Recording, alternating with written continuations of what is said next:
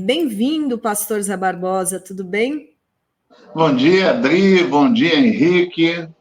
Antes de dar o bom dia, só quero já fazer o merchan aqui, ó. Estou aqui tomando meu café fórum, na Gentil. caneca fórum, Pô, né? esqueci a minha na cozinha, pô. Se eu soubesse, eu tinha trazido aqui, ficou lá. E para dizer que é muito bom, gente, vale a pena. Deixa eu já fazer o merchan, colocar aqui o link da lojinha, galera. Opção para presente de Natal. Agora, compra seu combo, café e caneca Fórum, na lojinha da Fórum, www.lojaforum.com.br. Então, tá aí, muito obrigada. Vale muito a pena, o café é maravilhoso, gente, é muito bom. Então, bom dia, Adri, bom dia, Henrique. Pastor, estamos aí na luta. Olha só, Guilherme, não sei se você separou o vídeo que eu tinha pedido da Michele, falando que o Dino não pode ser nomeado ministro do Supremo Tribunal Federal porque ele é comunista. Aliás, esse tem sido uma acusação, aí um argumento usado pelos extremistas bolsonaristas para se manifestar contra o Flávio Dino. E aí muitos falam, não, porque ele se diz cristão, mas ele é comunista. Com frequência a gente ouve essas falas, principalmente de pastores que são terrivelmente bolsonaristas, capitalistas, né, pastor? Olha só a fala recente da Michele, num evento do PL Mulher. Bota aqui para a gente ver, Guilherme. A gente não pode aceitar esse tipo de gente estando no poder. Você já imaginou se esse homem consegue chegar no STF? O que ele não vai fazer com a gente? Deus está no controle de todas as coisas. Vocês precisam interceder por essa nação. Aí o Senhor indicado para o STF... Tá aí ela fala, né? Esse senhor comunista. E aí, pastor, muita gente fala... Como que você vê esse argumento de que comunista não pode ser cristão? Bom, em primeiro lugar, quero dizer que eu sou pastor comunista, né? Então, começa por aí. Mas a questão toda, André, Henrique, primeiro que as pessoas não sabem nem o que é comunismo. Se você perguntar para a Michele o que é comunismo, ela não vai saber explicar, ela não vai saber falar sobre o que é isso. Criou-se um fantasma chamado comunismo, que ninguém sabe o que é, e aí eles vão com esse discurso. E é uma questão perigosa, porque, assim, por exemplo, hoje me chegou um vídeo do pastor da Igreja Presbiteriana de Pinheiros, em São Paulo, falando a mesma coisa. Olha, temos que orar porque Deus não pode deixar um comunista chegar ao STF. A gente tem que ser contra isso. Então, isso não é só um discurso da Michele. E isso não é só, eu vivo batendo nessa tecla, não é só um discurso neopentecostal. A gente está falando de igrejas presbiterianas, de igrejas batistas, de igrejas históricas, com esse mesmo discurso. Porque o discurso do inimigo é sempre bem-vindo. Essa coisa do inimigo em comum, daquela coisa... e geralmente é uma coisa abstrata, que não tem uma historicidade. É o comunismo, é a nova era, é o Lorde Maitreya. Isso são sempre inimigos colocados na história da igreja que não tem materialidade. Então, assim, você não tem como provar aquilo. Fica na base do discurso, cada um acredita conforme for. Isso é um problema sério, porque as pessoas acreditam nisso. E a gente tem que combater isso, a gente tem que lutar contra isso, a gente tem que informar contra isso. E eu vivo dizendo assim, tem gente que fala assim, Jesus era comunista. E eu falo, tá, legal essa coisa, mas não, Jesus não era comunista, até porque esse sistema não existia na época dele. Mas eu digo, sem medo de errar, o comunismo é muito mais próximo do Cristo do que o capitalismo. Então, não é que o Jesus era comunista, mas o comunismo é muito mais cristão do que o capitalismo. Por isso que eu sempre falo isso, gosto de repetir, brinco com isso, mas é a verdade. Eu não tenho que me explicar por ser pastor comunista. Quem tem que se explicar é o pastor capitalista. Como é que ele é pastor, né, e defende um sistema baseado no acúmulo de riquezas? Como é que ele é pastor e defende um sistema baseado na exclusão do outro? Como é que ele é pastor e defende um sistema baseado na dilaceração da dignidade humana? Então, ele é que tem que se explicar, não sou eu. Então, essa coisa, e aí entra muito do que aconteceu lá em Brasília, na minha fala, foi que eu falei isso, né? E aí o Henrique falou no começo, né? Logo as manchetes são essas: pastor petista, né? É pastor petista, pastor comunista, pastor de esquerda. E é interessante isso, porque os outros eles não adjetivam. Os outros são só pastores, né? Como se fosse uma coisa normal o cara ser pastor e mentiroso, né? Como esse pastor da Igreja Batista de Pinheiros, que é um mentiroso. Como o pastor da primeira Igreja Batista de Curitiba, que é um fascista. Como o pastor da Igreja Batista Atitude no Rio, que também é fascista, que apoiou Bolsonaro, chama Bolsonaro no púlpito para orar. Esses não precisam se explicar, né? Por que eu tenho que me explicar? Então, acho que isso aí é muito, muito interessante a gente perceber, porque essas pessoas, primeiro, desconhecem o que é socialismo, desconhecem o que é comunismo, né? Elas desconhecem tudo, elas criticam sem saber, né? Porque vão na onda. O meu pastor falou, eu vou repetir aquilo, eu vou, né, retweetar aquilo, eu vou jogar nas redes, não importa se é verdade ou não. Então, isso é muito sério. Inventam, né, um número toda hora, né? Eles pegam números que nem existem esses dados. É um livro chamado Livro Negro do Comunismo, que joga lá que foram 100 milhões de mortos no comunismo, e aí lançou isso, tipo aquela fake news que contada, né, uma mentira contada várias vezes, e aí a Michelle tá lendo lá, não, porque no comunismo, o comunismo matou 100 milhões de pessoas, tipo, da onde tiraram, né? Eu estava uma vez no debate, alguém usou esse argumento comigo, né? Aí eu falei, bom, a gente quer falar mesmo de extermínio de pessoas, eu posso falar bem disso porque eu entendo, porque eu sou cristão, né? Porque o cristianismo exterminou muita gente na história da humanidade. Então, se é para a gente falar sobre isso, quando o cristianismo foi poder, e ele não surge para ser poder, ele surge para ser serviçal, né? A fé cristã não é para ser apoderada, ela é para ser serviçal. O Cristo fala, eu vim para servir, eu vim para ser o garçom da turma, para servir o pessoal. Quando o cristianismo se torna uma instância de poder, ele mata muita gente.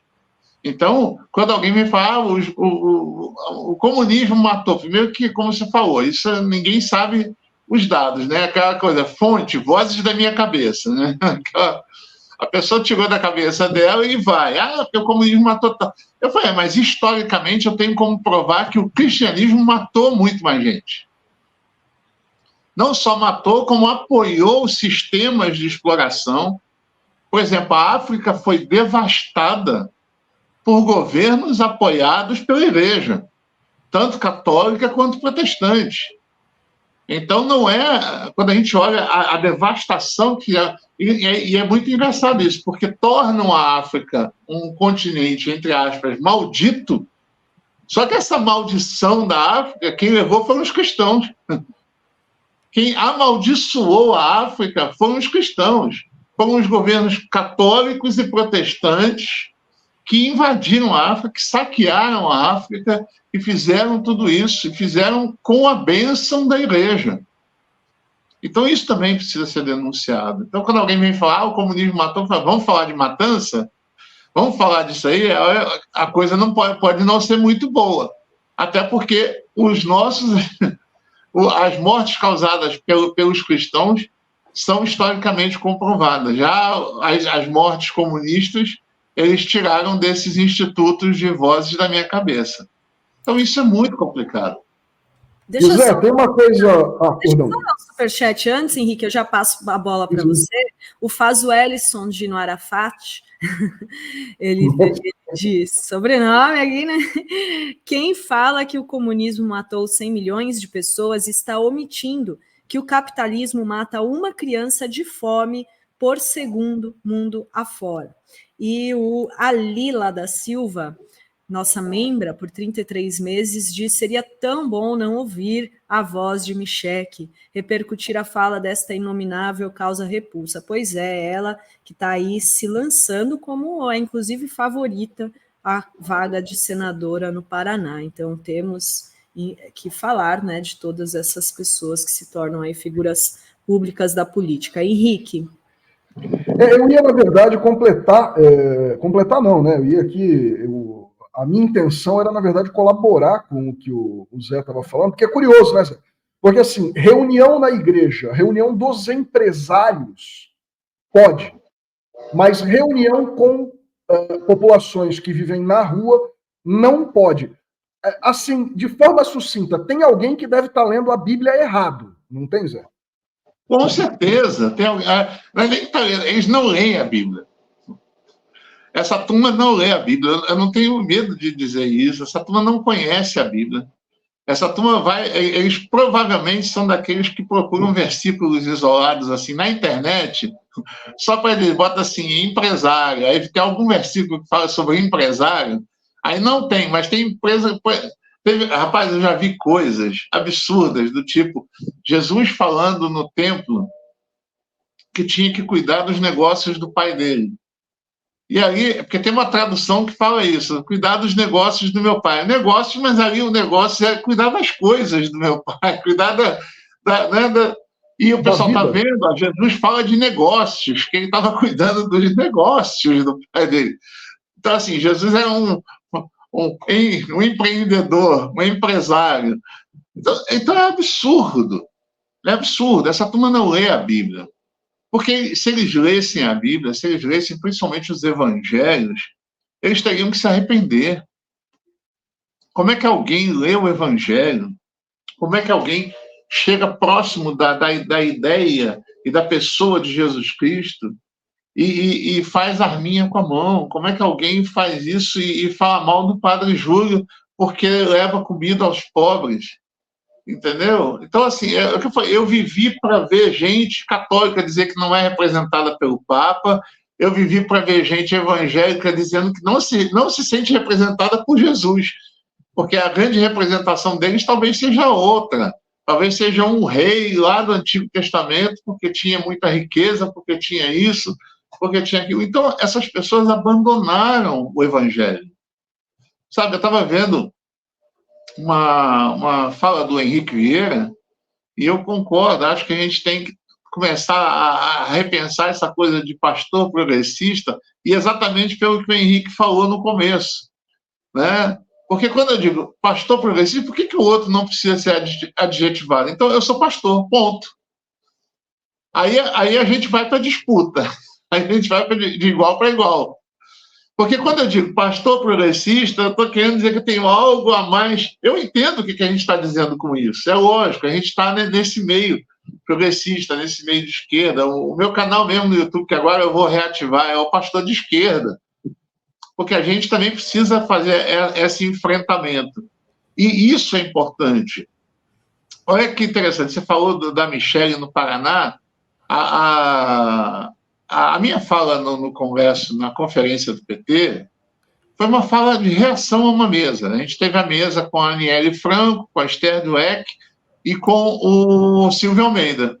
E aí, no final, você abre aquelas inscrições, eu fiz uma fala de 3 minutos. E quando acabou aquilo, para mim, eu tinha falado ali, acabou, era uma fala numa mesa qualquer, né? E 3 horas depois já tinha uma matéria na Folha de São Paulo com a minha fala quase toda, né, colocada lá. E aí eu falei, nossa, por que isso chamou a atenção? Né? E por que essa coisa do pastor petista? Porque aí é engraçado que a matéria da Folha foi pastor petista quer criar bolha gigante evangélica. Até aí, beleza. Aí a matéria foi replicada lógico, com algumas coisas assim a mais, na Gazeta do Povo. Aquela coisa extremamente fascista, né? E lá a manchete era: pastor petista diz que 30% dos evangélicos são fascistas, né? Porque isso fez parte da minha fala, né? Mas aí é interessante como cada um destaca. E o mais curioso foi que eu fui criticado por uma evangélica do Paraná. Ela falou assim: você causou aqui, isso separa. Eu falei: não, a gente tem que ir para o enfrentamento dessa gente. Aliás, se a Gazeta do Povo faz uma matéria falando mal de mim, eu me sinto lisonjeado. Né? Se a Gazeta do Povo faz uma manchete sobre mim que não seja boa, eu falo: que bom, sinal de que aquela coisa incomodou, sinal de que aquela fala deu alguma cutucada ali. Tanto que isso foi parar depois em 2 sites de fofoca gospel. A gente tem... Cara, Adri, a gente tem isso no meio evangélico. Tem site de fofoca gospel. É ótimo, né? Tem o Fuxico Gospel, não tem esse site? Então, saiu o Fuxico Gospel e saiu no Buchicho Gospel e no Fuxico Gospel. Então, assim, aí, cara, isso é surreal, né? A gente tem site de fofoca evangélica. Então, se saiu, se essa coisa chegou lá, é porque a fala teve alguma coisa. E isso entra muito, né, Dri, daquilo que a gente já conversou, dessa criação da bolha evangélica. Porque eu acho que essa é uma estratégia boa. Ao invés da gente bater e tentar furar essa bolha desses 30, sei lá, dessa bolha, dessa massa evangélica fascista, essa turma não tem conversa. Eu não quero conversar com Malafaia. Eu não quero conversar com Magno Malta. Esses caras são fascistas, esses caras são bandidos. Eu não quero conversar com eles. Mas eu quero conversar com um membro da igreja dele. Eu quero conversar com aquela senhorinha que vai na Universal, que é mãe, solo, negra, da periferia, que é atravessada pelos programas de políticas públicas do governo. Então, com essa pessoa eu quero conversar e falar da fome, e falar da questão da saúde, e falar das questões de justiça, e também não ter medo. Isso aqui é muito importante, a gente não pode ter medo de discutir os temas polêmicos.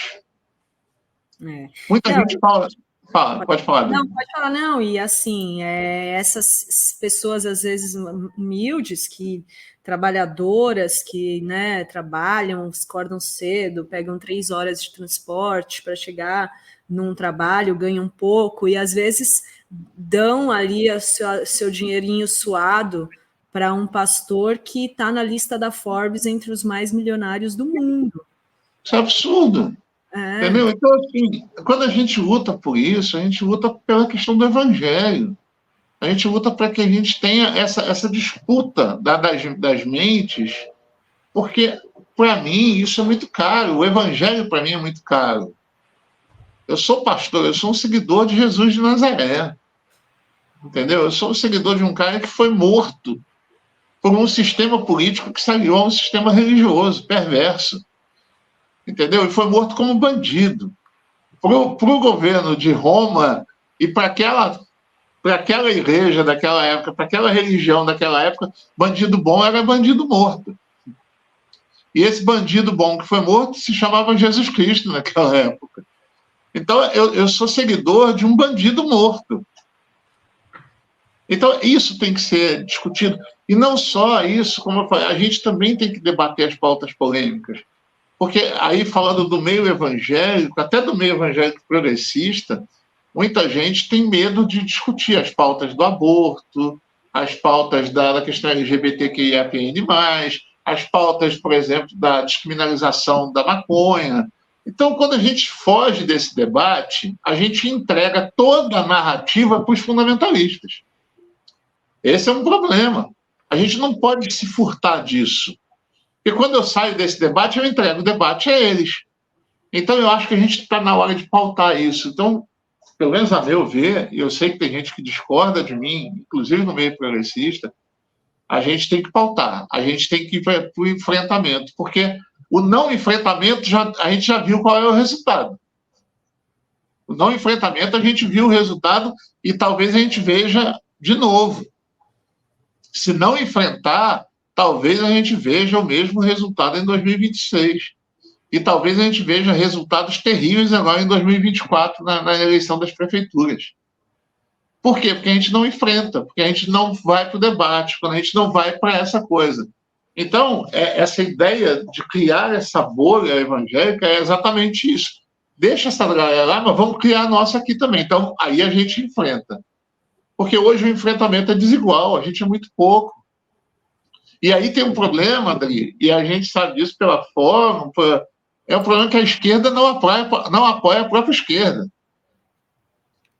O que eu acho interessante, você vai ver, por exemplo, esse camarada aí, fisiculturista, que teve esse problema todo aí do crack. O cara tem 14 milhões de seguidores. Entendeu? Eles se seguem uns aos outros e eles jogam um para o outro para cima. Eles querem que o outro apareça. E na esquerda, não. Parece que a gente está disputando o espaço. Parece que a gente está... Entendeu? Então, por exemplo, tem pastor que morre de inveja do Henrique Vieira, porque o Henrique tem 500 mil seguidores. Eu falo, que bom que o Henrique tenha 500 mil, que dera todos tivessem 500 mil. O Malafaia. Eu quero que o Henrique tenha 1 milhão. Eu quero que o pastor Ariel Valdo Ramos tenha 1 milhão de seguidores. Eu quero que a pastora Luz Marina tenha 1 milhão de seguidores, que o pastor Wellington, a pastora Ódia, tantos outros pastores que fazem essa luta, eu quero que eles tenham milhões de seguidores. Mas a gente fica naquela, não, eu não vou divulgar ele, não, porque aí só eu cresço. E aí eu ganho essa proeminência. Não. Então, a gente tem aí, né, Adri, algumas ideias na cabeça aí para vir aí. Em breve, novidades aqui. Em breve, novidades. E nessas novidades, a ideia é essa, é jogar para cima esse pessoal, mostrar, ó, aqui, ó, tem um aqui, tem outro aqui, tem outro ali. E a gente vai mostrando ao mundo que há pastores, né, na luta pela dignidade humana, que há pastores na luta pelos direitos humanos, que há pastores, pastoras lutando por isso o tempo inteiro. O problema é que o pessoal não conhece. Né? E às vezes, aqui para passar também para vocês, às vezes as pessoas chegam assim, quando me conhecem, falam, pô, finalmente um pastor de esquerda. Eu falo, tem um monte. Eu não sou o único, não, tem um monte. E eu gostaria de poder estar sempre... Uma vez eu fiz uma das colunas que eu fiz na Fórum, foi essa, foi nomeando pastores e pastoras progressistas. Entendeu? Está aqui, ó, com a rede social dele. Gente, vamos seguir essa gente. Vamos falar, porque são muitos. E quanto mais eles aparecem, mais a gente consegue fazer um enfrentamento. O que não dá é para não fazer um enfrentamento. O que não dá é para a gente ficar quieto. Então, nessa hora, a gente tem que ir para a luta, a gente tem que fazer isso. E foi interessante, porque teve uma matéria que saiu acho que foi até essa matéria não, acho que foi do Buchicho Gospel. Buchicho Gospel. Que o último parágrafo foi, olha, isso aí a gente tem que ficar atento, porque isso pode mudar as forças na próxima... Então, assim, essa ideia da criação de uma bolha evangélica mexeu com eles. Entendeu? Então... Eles estão criando a bolha, eles criaram, né? A bolha dos terrivelmente evangélicos de extrema direita, bolsonaristas. Essa bolha existe, né? E é uma bolha que atuou para, a gente falou agora mais cedo, para evitar a nomeação do indicado para a Defensoria Pública da União, o Igor Roque, em maio desse ano. O Senado vetou porque começaram uma campanha de que ele tinha participado de um seminário sobre aborto legal. E aí eles vão usando sempre esses temas, né, pastor? É o aborto, agora com o Dino. O Dino é um homem que ele se declara cristão. Né? Ele diz, ele é um cristão, e aí eles estão agora batendo nessa tecla, e aí fazem ali um ataque conjunto, né? Atuam conjuntamente dizendo, não, mas cristão, comunista não pode ser cristão. E então, e não tem cabimento, porque eu digo uma coisa, Adri, eu sou comunista porque sou cristão. Porque o cristianismo está muito mais próximo dos valores pregados pelo comunismo, que é a partilha, a solidariedade, a igualdade de todos os seres humanos, né? O que me leva ao comunismo é exatamente o fato de eu ser cristão. Então, isso é que eu falo sempre. E aqui, só para mandar um abraço aqui, que estou vendo a Lena Lara, lá de Brasília, aqui falando. A Lena tem uma coisa, a gente tem os comitês populares de luta pelo Brasil, e a Lena tem uma coisa que é muito legal, ela tem um comitê popular de luta com Cristo, lá em Brasília. Então, assim, ela assume essa coisa, uma professora maravilhosa. Então, assim, ela que me recebeu agora em Brasília, quando eu fui para essa conferência. Tem aqui alguém aqui perguntou sobre pastor, uma igreja em Pernambuco. A gente tem a primeira igreja batista em Bultrins, que é ali na região de Olinda, pertinho de Recife, que é uma igreja maravilhosa, assim, que tem um enfrentamento dessa coisa do fascismo. Então, tem muita gente espalhada no Brasil inteiro. Lá está o pastor Bruno, a pastora Adriana Carla, a pastora Vana. Então, assim, gente que está na luta, gente que está nesse enfrentamento há muito tempo. O pastor Bruno Café, por exemplo, ele é pastor e líder de movimento negro. Então, assim, ele faz a luta do evangelho também a partir da negritude. A pastora Adriana é pastora lésbica. Então, assim, a gente está, né, nesse enfrentamento. Ou seja, é sim possível isso, é sim possível a gente lutar pela dignidade humana a partir da fé cristã. Então, isso é muito bom. Então, por isso que a gente propõe isso. E vem novidade por aí. É isso aí. Olha só, daqui a pouco a gente recebe aqui nos nossos estúdios o senador Everton Rocha, que é o relator da indicação do Flávio Dino à vaga do Supremo, e ele já deu o parecer favorável. Amanhã acontece essa sabatina, então já o Everton Rocha aqui conosco. E eu queria aproveitar aqui a presença do pastor Zé Barbosa para trazer um vídeo que emocionou a internet ontem de outro verdadeiro cristão, né, que podemos dizer assim, que é o padre Júlio Lancelotti. Ontem ocorreu a cerimônia no Palácio do Planalto, onde foi sancionada uma lei apelidada, né, chamada de Lei Padre Júlio Lancelotti, que proíbe arquiteturas hostis à população de ruas nas cidades. O Padre Júlio, ele atua na pastoral do povo de rua, ele faz um trabalho exemplar, maravilhoso com essa população, e ele tem uma foto famosa dele em plena pandemia, onde ele está com uma enxada para tirar uns tachões debaixo de um viaduto que tinham sido colocados na época pela Prefeitura de São Paulo, para evitar que pessoas de rua dormissem no local. E o governo federal fez essa cerimônia, lançando um plano de 1 bilhão em investimentos voltado para essas pessoas vulneráveis, e contou com esse discurso forte e emocionante do padre Júlio Lancelotti, que, apesar desse trabalho reconhecido internacionalmente com o povo da rua, ele é constantemente atacado por bolsonaristas, por extremistas, enfim, que criticam, veja só, o trabalho dele em prol das pessoas que moram na rua. Então, vou pôr um trechinho do discurso, depois aproveito para o pastor Zé Barbosa comentar. Deixa eu colocar aqui. Gui, solta o vídeo para a gente, por favor.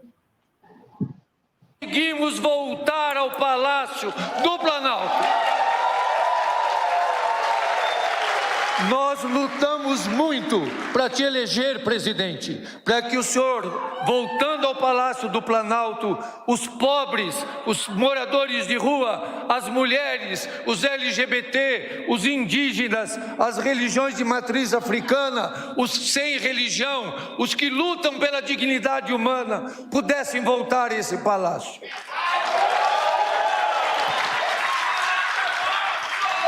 E o povo da rua, estando nesse palácio, não vai ter nenhum arranhão no patrimônio público, porque nós vamos conservar aquilo que é nosso e é do povo da rua também. O senhor é o nosso presidente, que olha para nós, que nos defende, e o povo da rua, quando olha para o senhor presidente, diz: esse é o nosso presidente. Ele pensa em nós, nos ama e nos defende. Força e coragem, ninguém desanime. A luta é árdua, mas nós não desistiremos.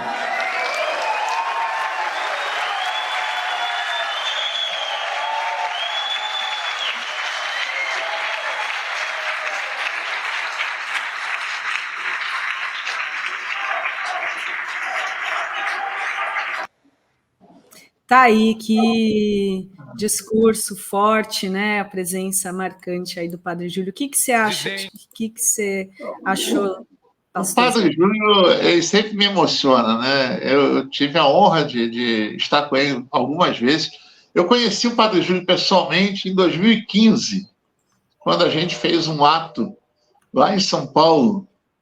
E eu e o Padre Júlio, a gente lavou os pés da Viviane Belemone, que foi aquela transexual que apareceu crucificada na parada do Orgulho Gay de São Paulo, em 2015, e que deu uma polêmica danada. Então, logo depois, 2 semanas, teve um ato em Desavevo, e eu e o Padre Júlio, a gente lavou os pés da Viviane Belemone. Então, ali a gente se conheceu pessoalmente, e desde então, que sempre que eu vou a São Paulo, eu faço questão de ir lá, dar um abraço no Padre Júlio, é uma referência. E eu fico pensando assim, Dri, como é que alguém olha para um Padre Júlio e olha para um Bolsonaro e acha que é Bolsonaro que representa Jesus?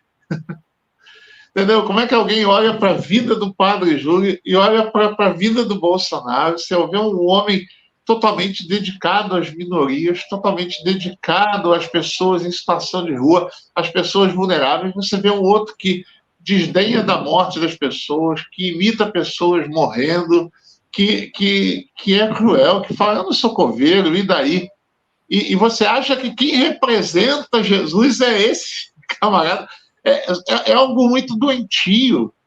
Isso que parte da igreja brasileira vive, e aqui não só evangélico, como muito católico nisso aí também, isso é doentio, isso é vergonhoso. Esse pessoal precisa se arrepender. Quando eu olho o Padre Júlio, eu percebo Cristo, eu percebo Jesus nas atitudes dele. Então, é emocionante ver isso. Eu acho assim, mais do que justa a lei se chamar Lei Padre Júlio, sabe? Porque é uma homenagem justa a um homem justo e que a gente precisa referenciar, a gente precisa ter essa referência sempre. Então é emocionante, é isso que eu estou falando. Aí as pessoas olham o Padre Júlio e falam padre comunista. Bom, se ele é um padre comunista, eu quero ser comunista, porque eu quero me parecer com ele. É com ele que eu quero andar. Eu não quero andar com quem faz arminha com a mão, com quem diz que a minha especialidade é matar. E é engraçado, né? Porque Jesus fala, eu vim para que todos tenham vida. O outro fala, a minha especialidade é matar.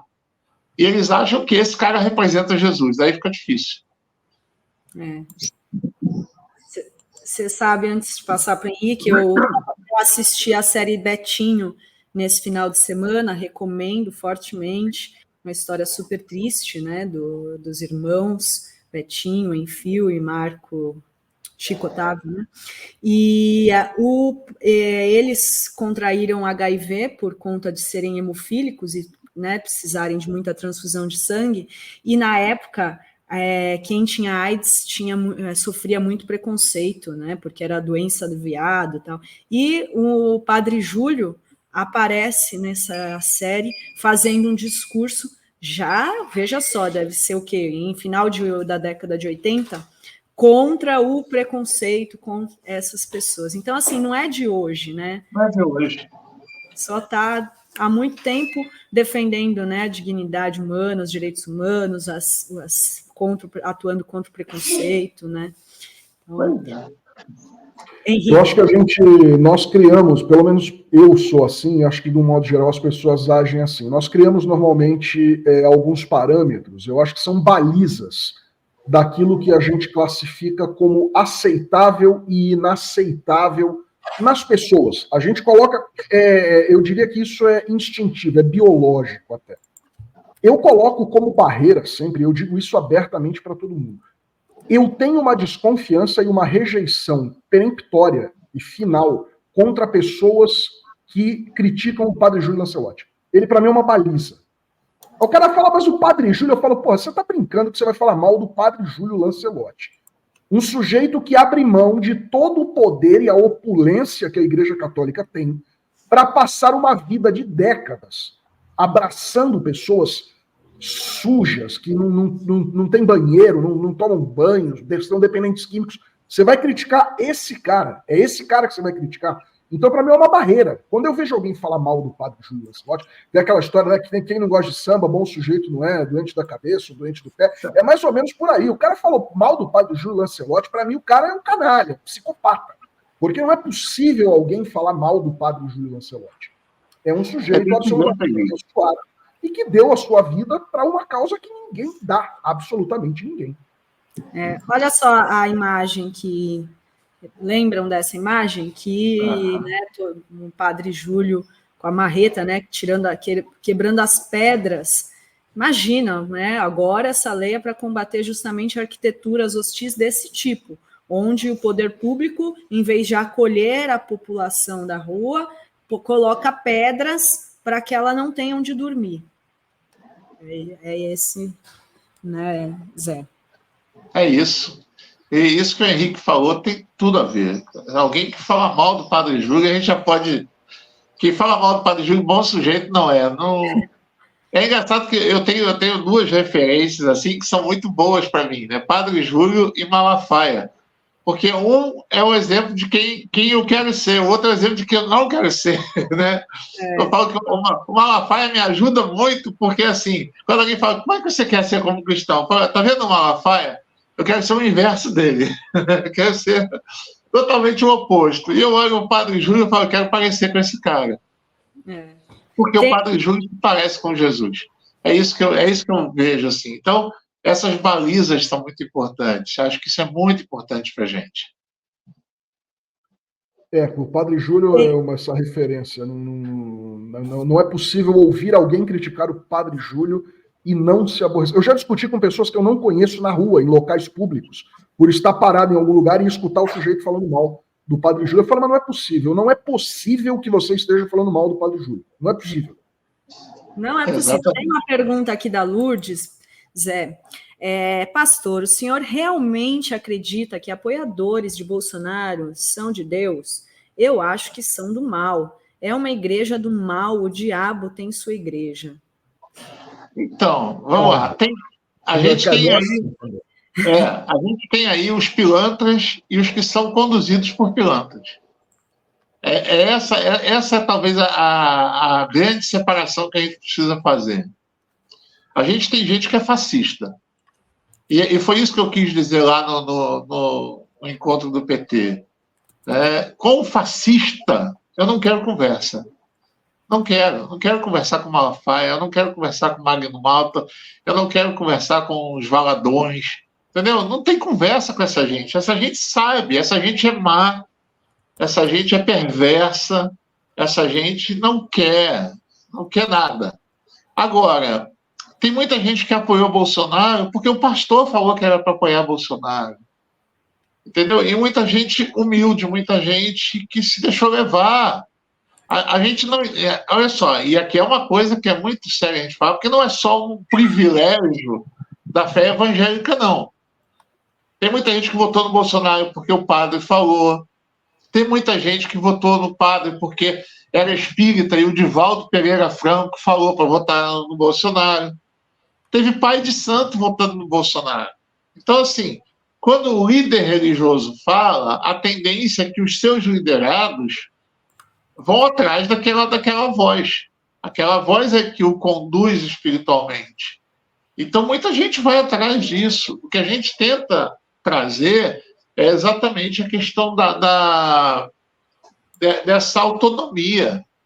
Né? Por exemplo, eu quero que as pessoas na minha comunidade de fé sejam autônomas. Eu sou questionável. Eu não sou inquestionável porque sou pastor. Não, então que possam me questionar, que possam discordar de mim. Agora, que tenham argumentos para discordar, que venham conversar com argumentações, e não fica nessa coisa o Bolsonaro, Deus mandou. Não, Deus mandou por quê? Eu sou contra ser cristão e comunista. Tá, me explica o que é comunismo. Aí você pode falar se você é contra ser cristão e comunista. Mas enquanto não houver esse diálogo, entendeu? Então eu quero chegar nessas pessoas, porque muita gente ali... a Bíblia tem uma imagem, né, que fala de cegos sendo guiados por cegos.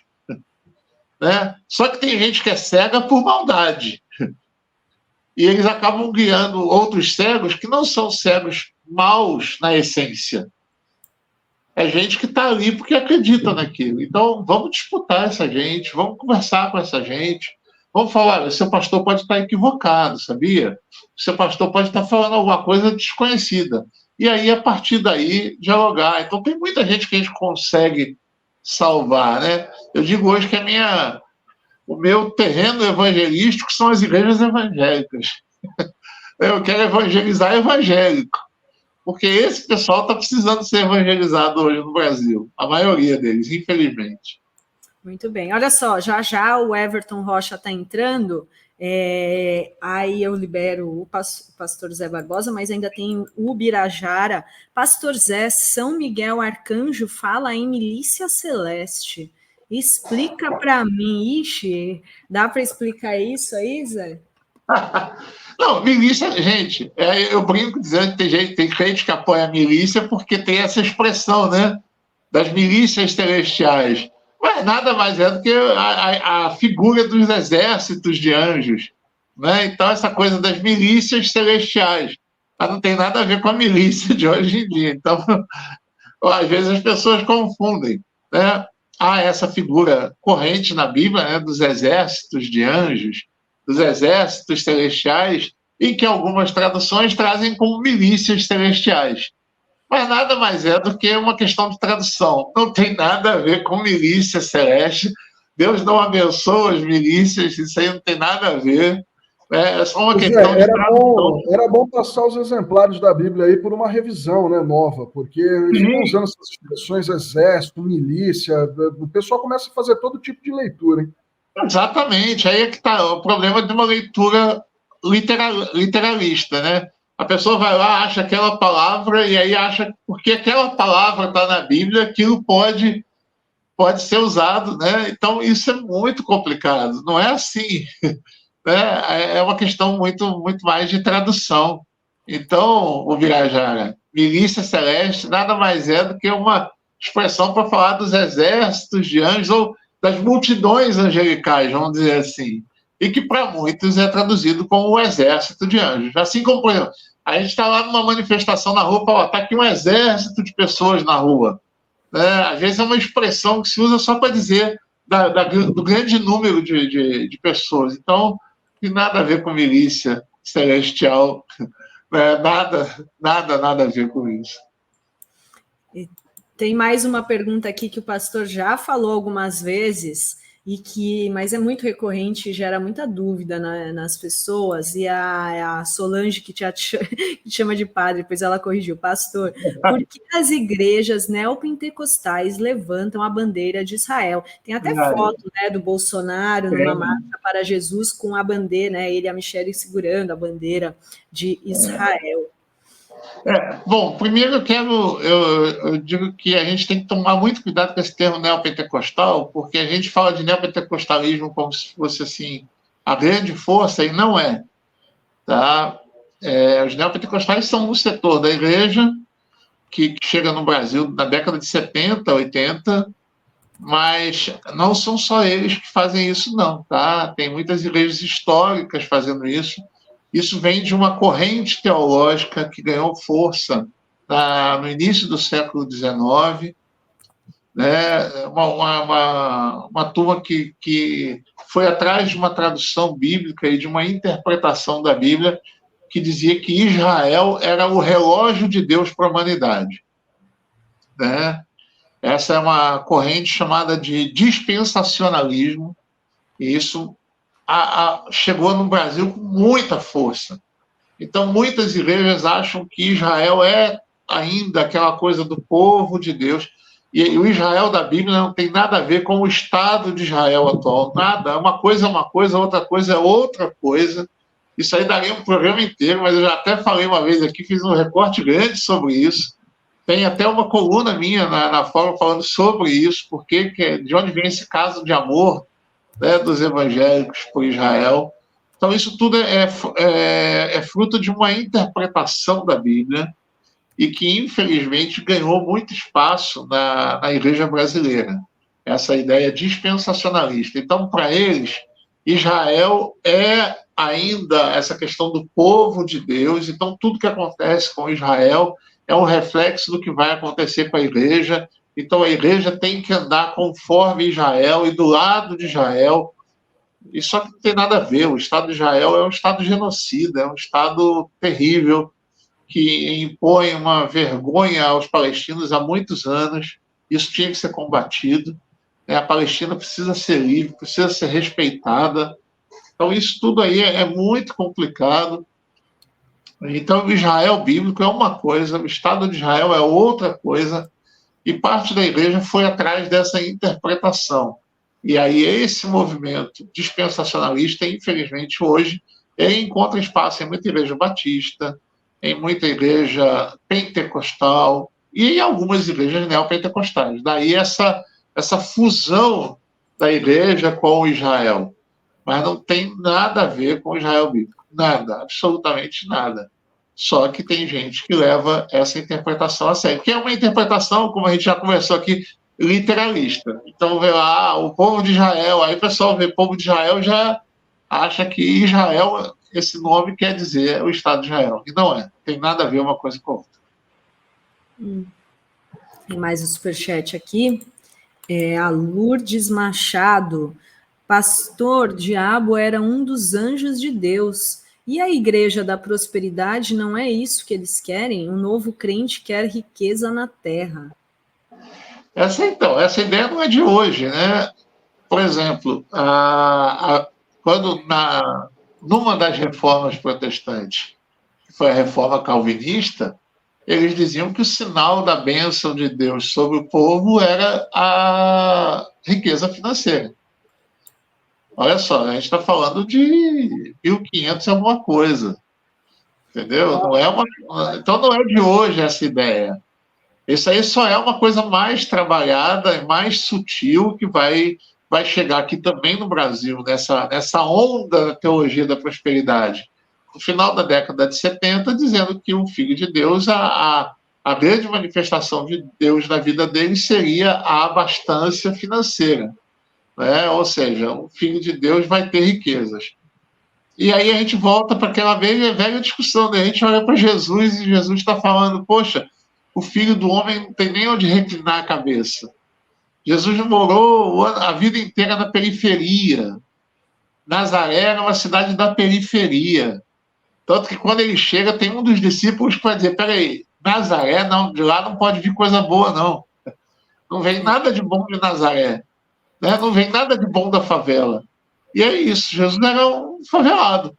Um cara assim que morava na periferia daquela região. Então não tem nada a ver isso, infelizmente. Mas agora, quem não quer ser rico? Só para terminar, a gente brinca muito do meu... Pastor, olha só, queria te agradecer muitíssimo.